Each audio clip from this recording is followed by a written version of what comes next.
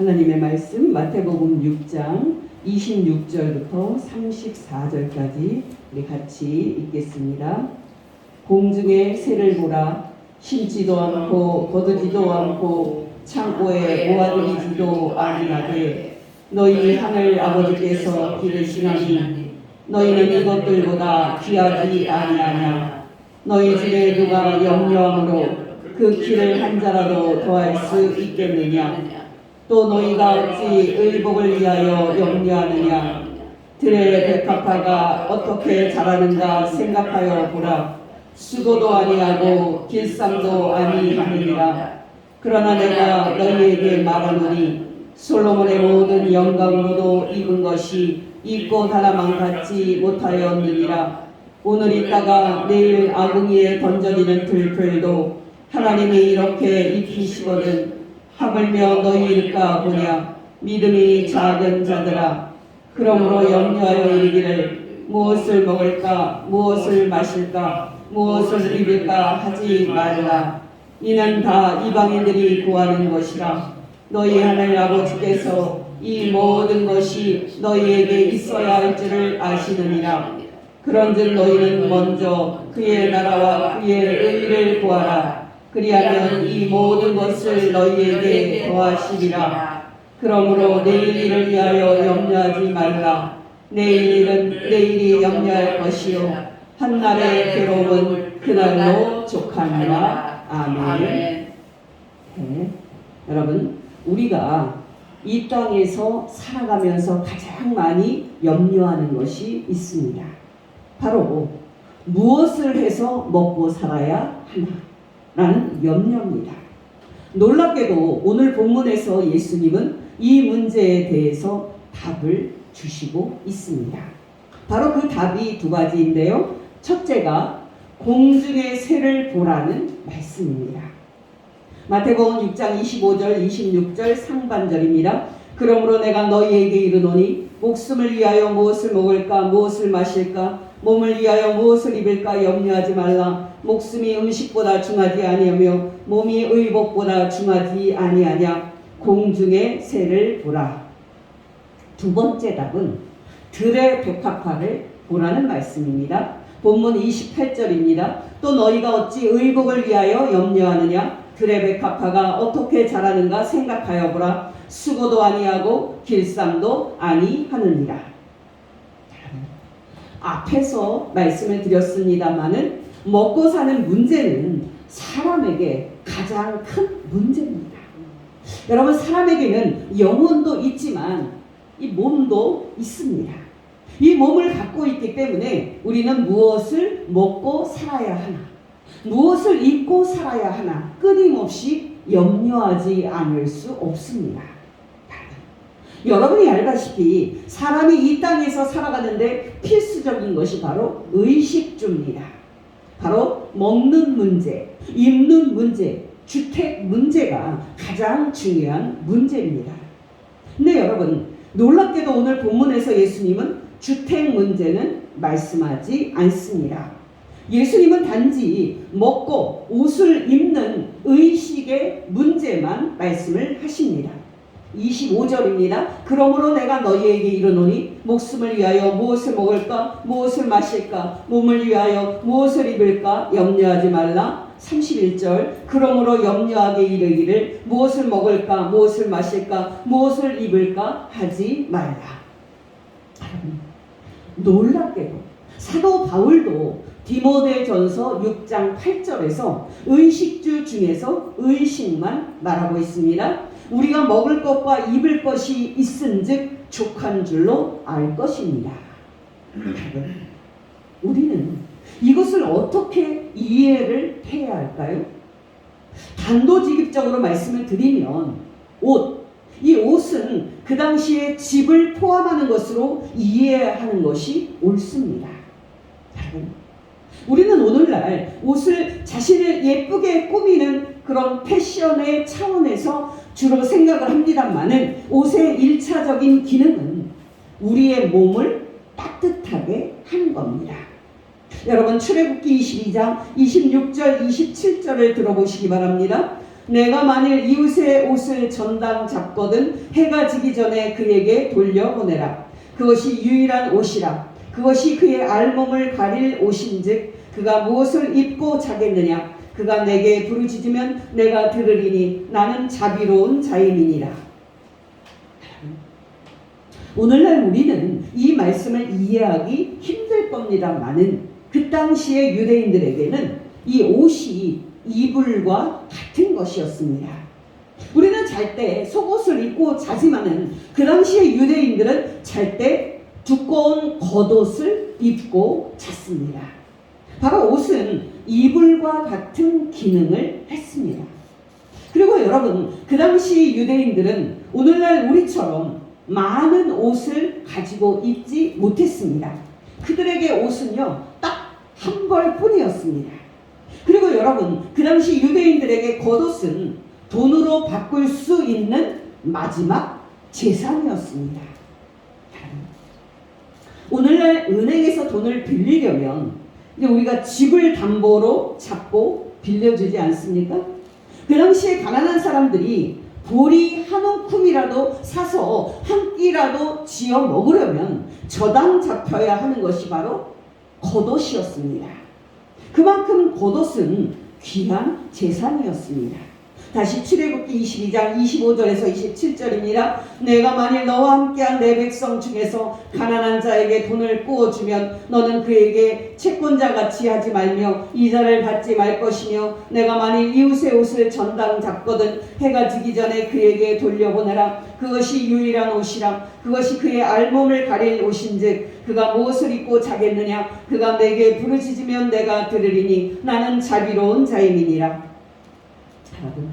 여러분이 알다시피 사도 바울은 예수 그리스도 때문에 노년에 감옥에 갇힙니다. 때는 겨울이 오고 있는 시기였습니다.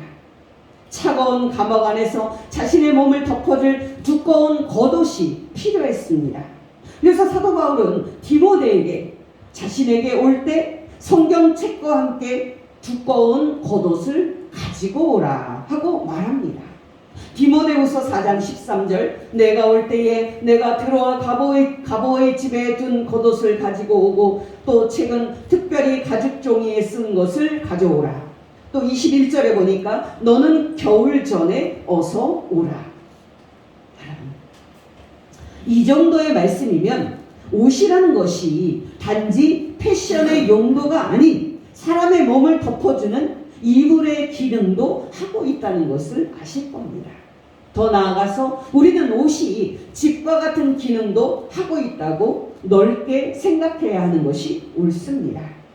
여러분, 오늘 본문 말씀으로 다시 돌아가 보십시다. 우리가 이 땅에서 몸을 갖고 사는 한 우리에게 피할 수 없는 문제는 먹고 사는 문제입니다. 무엇을 먹고 살아야 되나? 무엇을 마시고 살아야 되나? 무엇을 입고 살아야 하나? 이런 문제들이 우리 사람의 가장 큰 염려거리입니다. 물 문제만 잠시 말씀드립니다. 여러분이 실감하지 못하겠지만 사람은 물을 마시지 않고는 살 수 없습니다. 대략 2주 정도 물도 안 먹고 단식을 한다면 죽는 것이 사람입니다. 여러분, 예수님이 사셨던 이스라엘 땅은 우리나라와 달리 사막이 있는 지역이라는 사실을 기억하셔야 합니다. 사막 그러면은 우리는 모래벌판이 있는 사막만 생각을 합니다만은 이스라엘 땅 주변에 있는 사막은 흙만 있는 허허벌판 광야였습니다. 또 여러분이 알다시피 유대인들은 모세의 인도하에 이집트의 노예 생활에서 해방이 돼서 가나안 땅을 향해서 진군을 할 때 광야를 통과했습니다. 여러분, 처음에 유대인들이 이집트에서 나왔을 때 정말 기뻐했습니다. 그러나 여러분, 그들이 홍해바다를 건너고 또 본격적으로 광야에 들어서자 그들은 사투를 벌입니다. 물도 없고 오아시스도 없는 광야를 이스라엘 백성들이 하루 행진을 합니다. 그날에 그들이 수통에 채워온 물이 다 떨어졌을 겁니다. 이스라엘 백성들은 그 다음 날에도 물이 없는 광야를 힘겹게 행진합니다. 그렇게 여러분 3일째 되는 날까지도 그들은 광야를 행진을 하나 물을 얻지 못합니다. 여러분 3일 동안 물을 먹지 못한 채 이 뜨거운 광야를 걸었다면 미치기 직전 아니겠습니까? 여러분 마침내 이스라엘 백성들이 오아시스를 발견합니다. 그러나 그 물은 써서 먹을 수 없는 물로 판명이 됩니다. 여러분 이때 이스라엘 백성들이 모세를 원망하면서 한 말이 무엇인지 아십니까? 바로 우리가 무엇을 마실까 하는 탄식이었습니다. 출애굽기 15장 22절에서 24절 모세가 홍해에서 이스라엘을 인도하며 그들이 나와서 수르 광야로 들어서 가서 거기서 사흘길을 걸었으나 물을 얻지 못하고 마라에 이르렀더니 그곳 물이 써서 마시지 못하겠으므로 그 이름을 마라라 하였더라. 백성이 모세에게 원망하여 이르되 우리가 무엇을 마실까 하며 여러분께서 알다시피 하나님께서는 모세에게 한 나무를 그 쓴물에 던지라고 말씀해 주시고 그렇게 그 쓴물을 먹을 수 있는 단물로 만들어 주셨습니다. 여러분 중요한 것은 이처럼 물이 우리가 살아가는데 절대적으로 필요하다는 사실입니다. 여러분 지난주 설교에서 말씀을 드렸던 히로시마시에 원자폭탄이 떨어졌을 때 심한 부상을 당한 사람들이 한 말이 무엇인지 아십니까? 바로 물 한 모금만 주세요 라는 말이었습니다. 여러분 원자폭탄이 터질 때 대낮보다도 더 밝은 빛이 사방으로 이제 퍼져나가는데요. 그 뜨거운 열에 사람들이 화상을 입고 피부가 다 녹아내립니다. 여러분 얼마나 몸이 뜨거웠으면 물 한 모금을 찾겠습니까? 그만큼 우리가 사는데 필요한 것이 물입니다. 이 상황을 우리에게 적용을 해봅시다. 여러분 물은 수돗물이 있으니까 그나마 낫습니다. 문제는 무엇을 먹고 살아야 하나 하는 식량의 문제입니다. 또 문제는 어디에서 살아야 하나 하는 주거의 문제입니다. 왜 사람들이 돈을 좋아합니까? 바로 돈이 있어야 먹고 살기 때문입니다. 여러분 왜 사람들이 권력을 좋아합니까? 그 이유 중에는 자신의 이름이 높아지는 명예도 있을 겁니다. 그러나 여러분 사람들이 권력을 좋아하는 이유는 권력의 힘으로 부자가 될 수 있기 때문입니다. 권력으로 백성들을 섬기고 돕는다면 얼마나 좋겠습니까마는 국가의 어마어마한 재정을 집행하면서 자신의 부를 쌓는 불의한 관료들은 어제 오늘 일이 아닙니다. 사람들이 왜 그토록 권력을 탐합니까? 그 근본 이유는 돈입니다. 여러분 기억하시기 바랍니다. 이 세상을 살아갈 때 우리 앞에 두 가지의 길이 있습니다. 하나는 내가 내 생명과 안전을 책임진다는 사상입니다. 또 다른 하나는 나의 생명과 안전을 하나님께 맡기고 하나님만 의지한다는 사상입니다. 왜 세상 사람들이 재테크합니까? 바로 돈과 재산이 있어야 자신의 목숨과 안전을 지킬 수 있기 때문입니다. 왜 세상 사람들이 돈이 있고 힘이 있는 사람들과 인맥을 쌓으려고 혈안이 되어 있습니까? 바로 그 사람들과 친한 사이가 되면 그 사람들의 도움으로 자신의 목숨과 안전을 확보할 수 있기 때문입니다. 왜 세상 사람들이 서울의 강남의 아파트를 사려고 대출을 받는 것을 넘어서서 영혼까지 끌어모읍니까? 바로 그 재산이 있어야 한국에서 살아남을 수 있기 때문입니다. 여러분께 질문드립니다. 여러분은 앞으로 뭐 먹고 살지 하고 생계를 걱정하고 있습니까? 여러분은 그런 문제들을 해결하기 위해서 재테크를 하고 아파트를 사고 주식을 사고 있습니까? 며칠 전 뉴스를 보니까 그곳에서 로또를 사면 당첨된다고 노원구의 한 복공 가게에 사람들이 길게 서 있던데, 여러분은 로또가 당첨되기를 바라면서 로또를 사고 있는 사람입니까? 여러분 기억하시기 바랍니다. 세상 사람들처럼 우리가 목숨과 생계를 염려하면서 땅이든 주식이든 그런 것들을 의지하고 그런 것들을 확보하려고 애쓰는 것은 믿음이 아닙니다. 예수님의 말씀을 기억하시기 바랍니다. 마태복음 6장 31절에서 32절 상반절 말씀, 그러므로 염려하여 이르기를 무엇을 먹을까 무엇을 마실까 무엇을 입을까 하지 말라. 이는 다 이방인들이 구하는 것이라. 그렇다면 여러분, 믿음이 무엇입니까?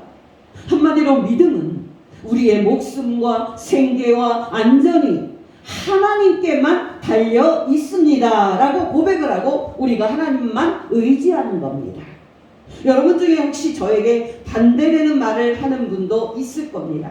아니 목사님, 아무리 그래도 그건 너무 과격한 생각 아닙니까?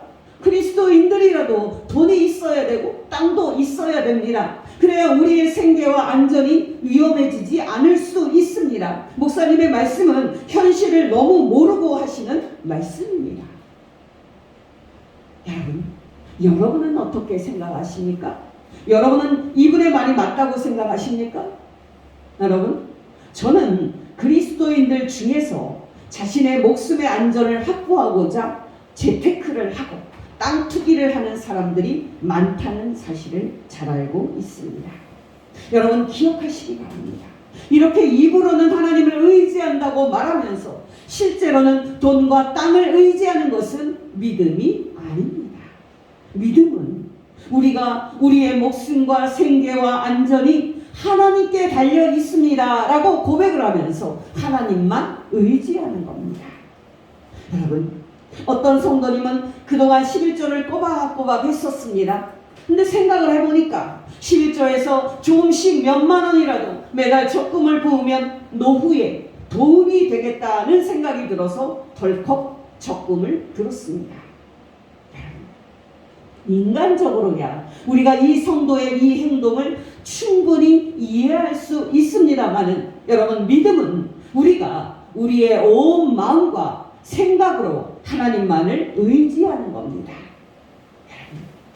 우리 예수님은 정말 훌륭한 교사입니다. 예수님은 우리에게 오늘 두 가지를 명령하시는데요. 그 첫 번째 명령이 공중의 새를 보라는 말씀입니다. 마태복음 6장 26절입니다. 공중의 새를 보라. 심지도 않고 거두지도 않고 창고에 모아들이지도 아니하되 너희 하늘 아버지께서 기르시나니 너희는 이것들보다 귀하지 아니하냐. 그리고 여러분, 예수님이 우리에게 하시는 두 번째 명령이 바로 들의 백합화를 보라는 말씀입니다.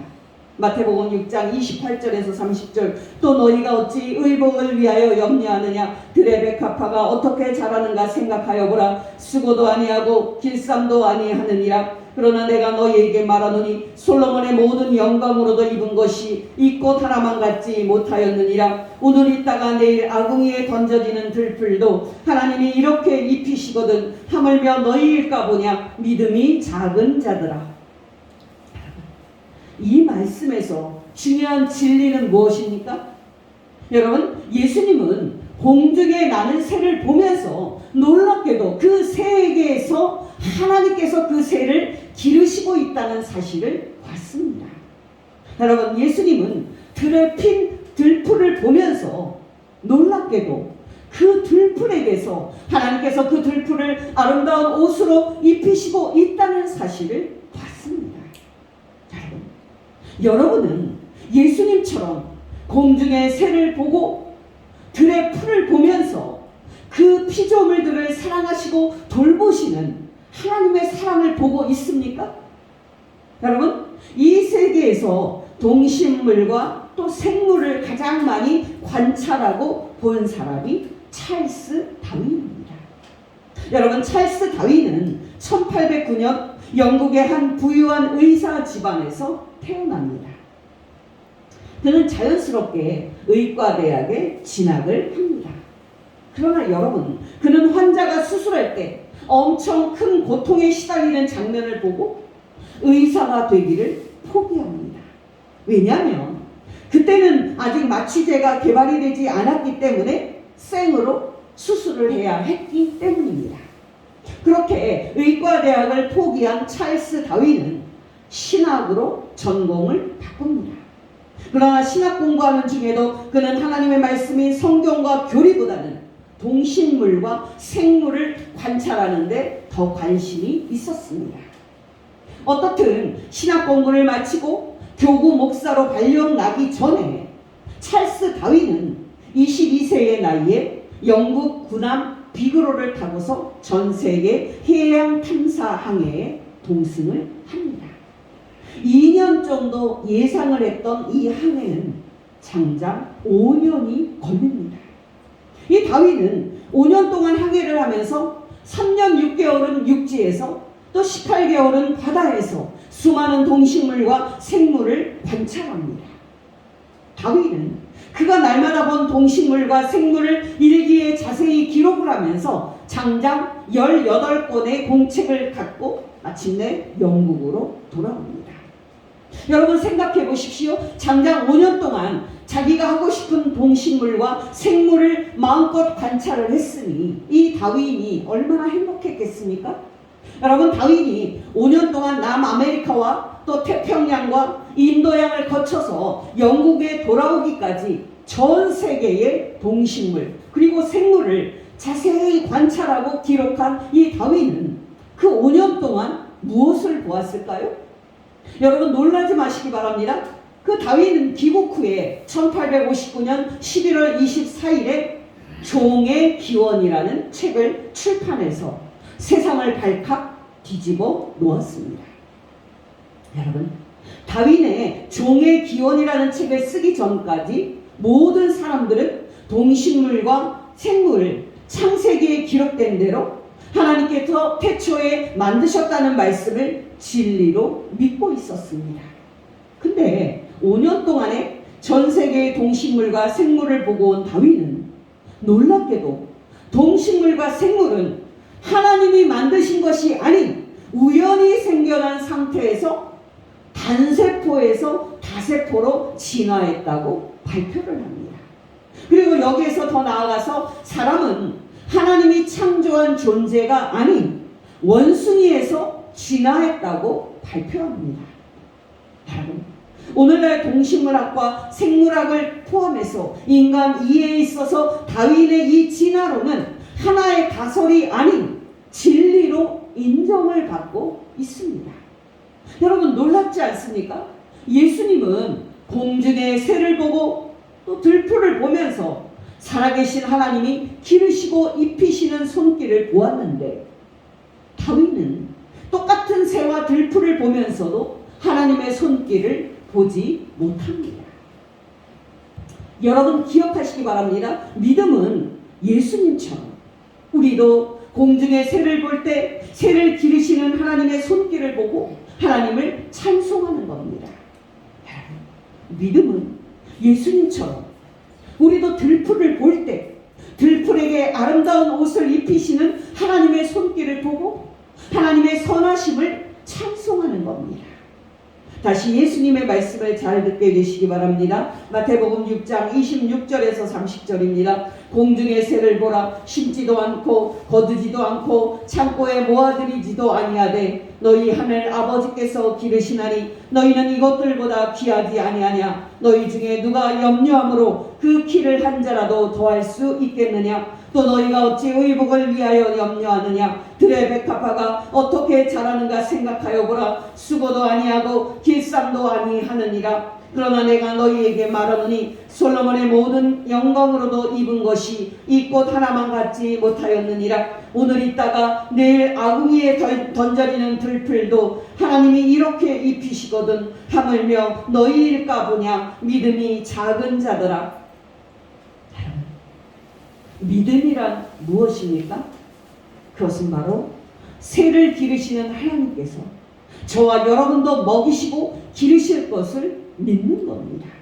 그것은 바로 들풀에게 아름다운 옷으로 입히시는 하나님께서 저와 여러분도 입히실 것을 믿는 겁니다. 여러분께 다시 질문을 드립니다. 여러분, 믿음이란 무엇입니까? 그것은 바로 새를 기르시는 창조주 하나님께서 저와 여러분의 아버지라는 사실을 믿는 겁니다. 들풀에게 예쁜 옷을 입히시는 창조주 하나님께서 저와 여러분의 아버지라는 사실을 믿는 겁니다. 저와 여러분이 이 땅과 만물을 만드시고 공중의 새를 기르시는 창조주 하나님께서 저와 여러분의 아버지 되심을 알아서 모든 염려를 버리고 승리하는 성도 되시기를 예수 이름으로 축원합니다. 마지막으로 질문을 드립니다. 여러분, 믿음은 무엇입니까?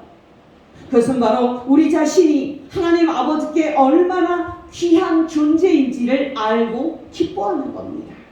마태복음 6장 26절입니다. 공중의 새를 보라. 심지도 않고 거두지도 않고 창고에 모아들이지도 아니하되 너희 하늘 아버지께서 기르시나니 너희는 이것들보다 귀하지 아니하냐. 또 30절입니다. 오늘 있다가 내일 아궁이에 던져지는 들풀도 하나님이 이렇게 입히시거든 하물며 너희일까 보랴. 믿음이 작은 자들아.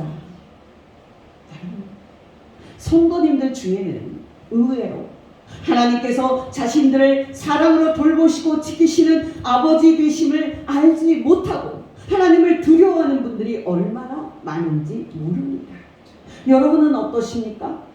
저와 여러분이 창조주 하나님이 우리를 사랑하시고 항상 지키시는 아버지 되심을 알아서 기뻐해야 할 줄로 믿습니다. 여러분께 마지막으로 예를 말씀해 드립니다. 여러분, 하나님 아버지께서 우리를 구체적으로 어떻게 기르시고 먹이실지 알 수는 없습니다마는 분명한 것은 하나님 아버지께서 저와 여러분의 영혼을 부르실 때까지 기르시고 먹이실 거라는 사실입니다. 제가 알고 있는 여 전도사님은 수십 년 동안의 사역을 한 후에 은퇴한 지 15년이 넘어갑니다.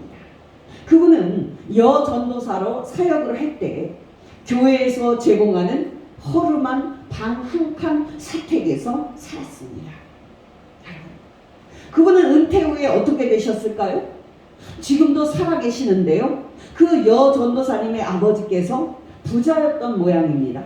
전도사님의 아버지께서는 다른 자녀들에게 유산을 나눠주면서 이 여 전도사님의 노후를 부탁을 하셨습니다. 그래서 지금 평안하게 노후를 보내고 있습니다. 또 여러분, 한 권사님은 최근에 천당에 가셨는데요. 그 권사님은 평생 돈이 있으면 하나님께 헌금하기를 기뻐하셨고 또 자녀들에게 나누어 주기를 아낌없이 하셨습니다. 사실 이 권사님은 노후에 지내실 방 한 칸도 없었는데요. 여러분, 이 권사님은 노후를 어떻게 지내시다가 천당에 가셨을까요?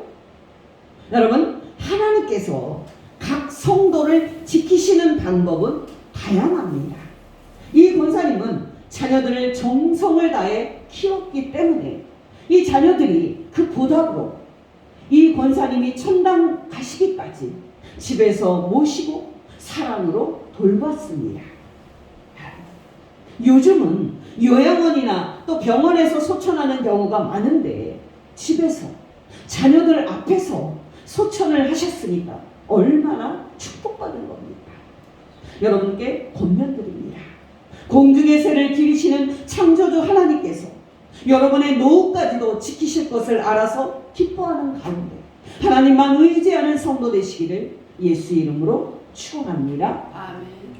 주는 나를 기르시는 목자여 나는 주님의 귀한 어린 양 푸른 풀밭 맑은 시냇 물가로 나를 늘 인도하여 주신다. 주는 나의 좋은 목자 나는 그의 어린 양 저를 따라 꼴을 먹여주시니 내게 부족함 전혀 없어라.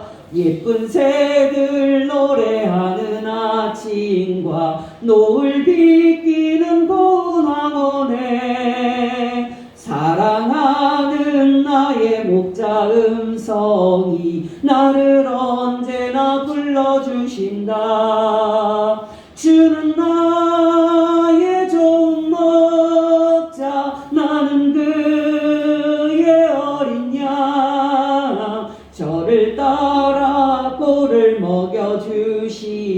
주시니 내게 부족함 전혀 없어라. 못된 짐승 나를 해치 못하고 거친 비바람 삼지 못하리. 나의 주님 강한 손을 펼치사 나를 주야로 지켜주신다.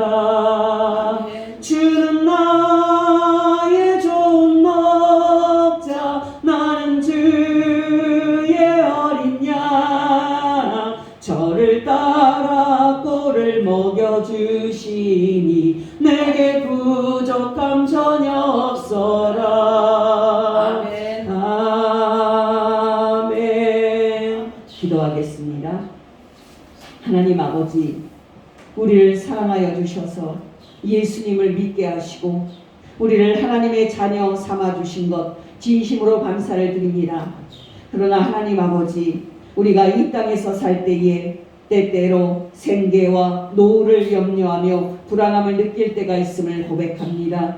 하나님 아버지, 그때 우리의 마음에 믿음을 부어주셔서 새를 기르시는 창조주 하나님께서 우리의 아버지 되심을 알게 하여 주옵소서. 또한 우리가 창조주 하나님 아버지께서 그 변함없는 사랑으로 우리를 사랑하고 돌보는 귀한 존재임을 알아 항상 기뻐하며 성부 하나님과 주 예수님만 의지하며 승리하게 하옵소서. 예수님의 이름으로 기도합니다. 아멘.